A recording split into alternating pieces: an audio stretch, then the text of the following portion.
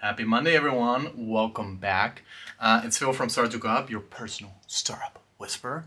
And on today's episode, we will follow up on the layoffs topic. So, last episode, we already discussed what you can do before even joining a startup. So, how do you minimize your chances of being in a piece of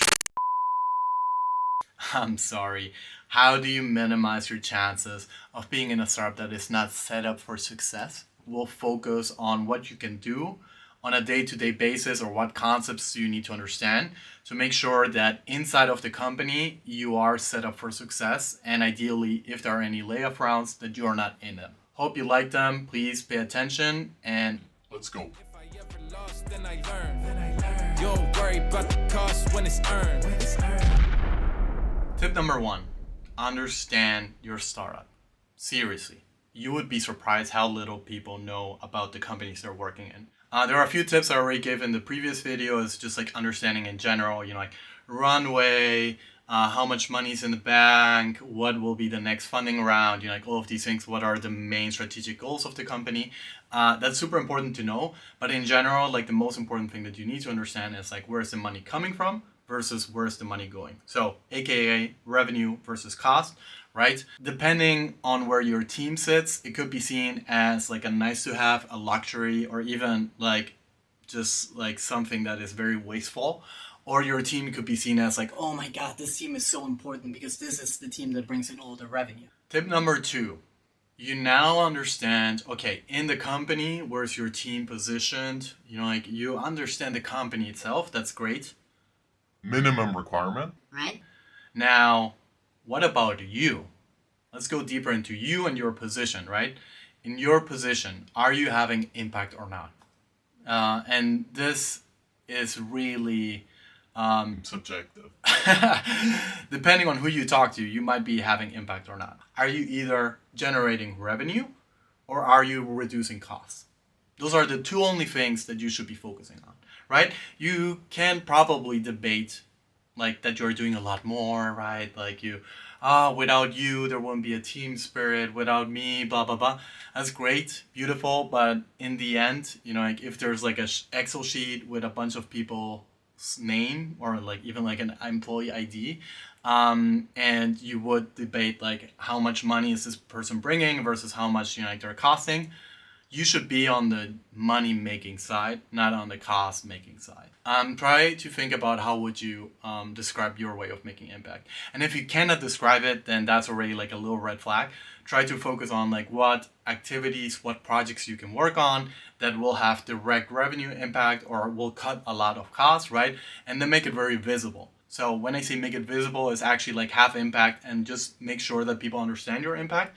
Don't try to over amplify your impact because then you will be seen as a phony and then people will actually think about like, okay, how real is this person? You're probably saying like, but Philip, I'm very shy, or I'm an introvert, or I'm not in it for the fame. And that's great for you. I love your ideals. But again, you need to be visible because if not, people will ask like, who was this Phil guy? Why are we paying him this much? And then you will be on the next firing squad. But in general, if you can do those two things, so generate impact, make it visible, you should be on a better place.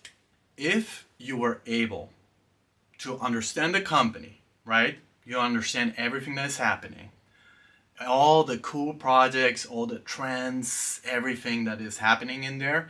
You also understand your own position and the impact that you have on the startup, right?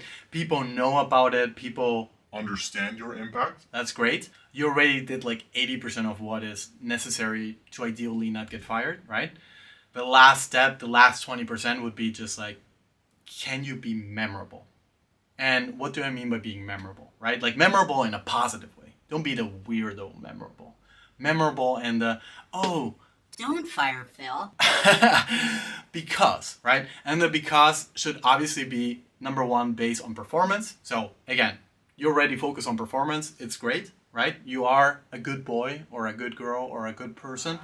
Now the next step is like, okay, how can I be memorable? And a lot of it is related to people skills. So just like in general, Are you like likable in the office or remotely? If you're not like the most sociable person, like trust me, I am not, seriously. But I do think about like what type of connection can I have with people, so people don't forget or people understand like what I do in the company.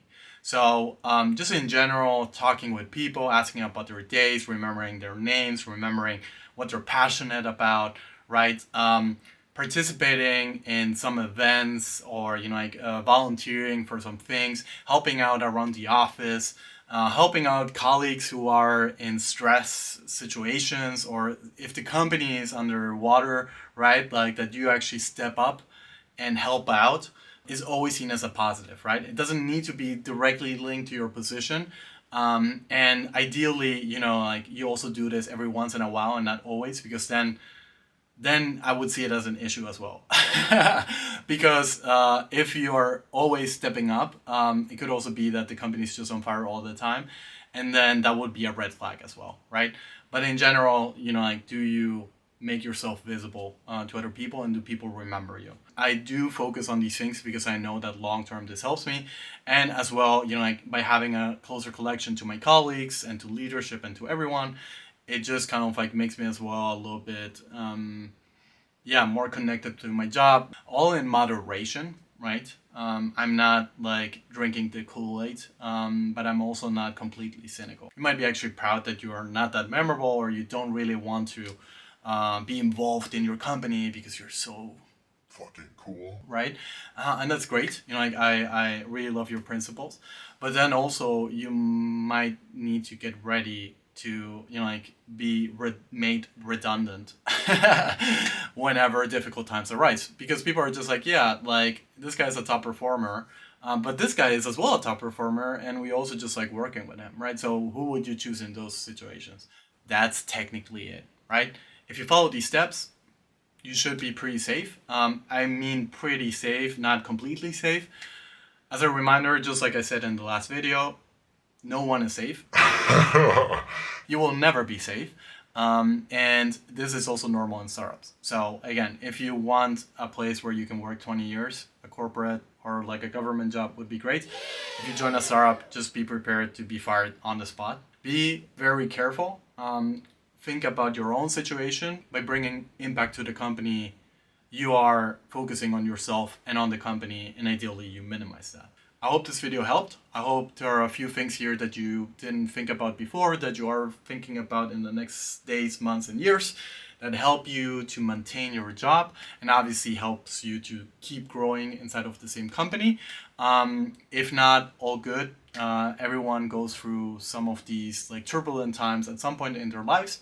You can make it. I trust in you. Hope you like this video. Hope you like the tips and follow them. Obviously, if you enjoy my videos, like and subscribe.